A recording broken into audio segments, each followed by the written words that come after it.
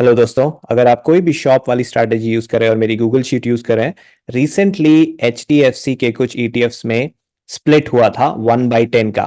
तो आप देख सकते हैं यहाँ पे एचडीएफसी प्राइवेट बैंक का ईटीएफ मैंने 2 बार खरीदा, एक बार पहले खरीदा फिर एवरेज किया, तो उसका यहाँ पे 90% का लॉस दिखा रहा है, which is not true. Okay, ये सिर्फ स्प्लिट हुआ है। तो इस स्प्लिट को आप अपनी शीट में कैसे फिक्स कर सकते हैं वो मैं आपको क्विकली आज दिखा रहा हूँ।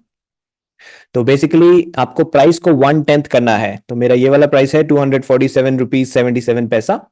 तो इसको मैं 1/10 कर दूंगा, तो यानी कि राउंड फिगर में ये बन जाएगा 24.78। और क्वांटिटी को 10 टाइम्स करना है, तो मेरी क्वांटिटी है 64, तो उसे 10 से मल्टीप्लाई करके वो बन जाता है 640।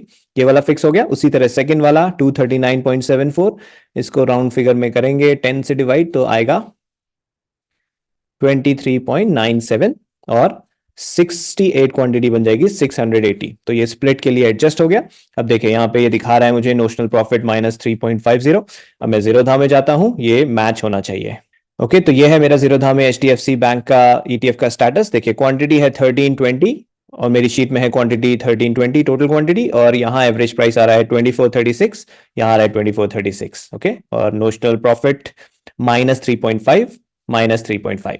तो इस तरह से आपको एडजस्ट करना है जब भी कोई स्प्लिट हो। ये मैंने एचडीएफसी का एग्जांपल दिया है, लेकिन अगर कोई और ईटीएफ स्प्लिट होता है या कोई स्टॉक स्प्लिट होता है तो इस तरह आपको अपनी प्राइस और क्वांटिटी को एडजस्ट करना है ताकि आपकी शीट में वही रिफ्लेक्ट हो जो एक्चुअल में अब हो गया है स्प्लिट के बाद।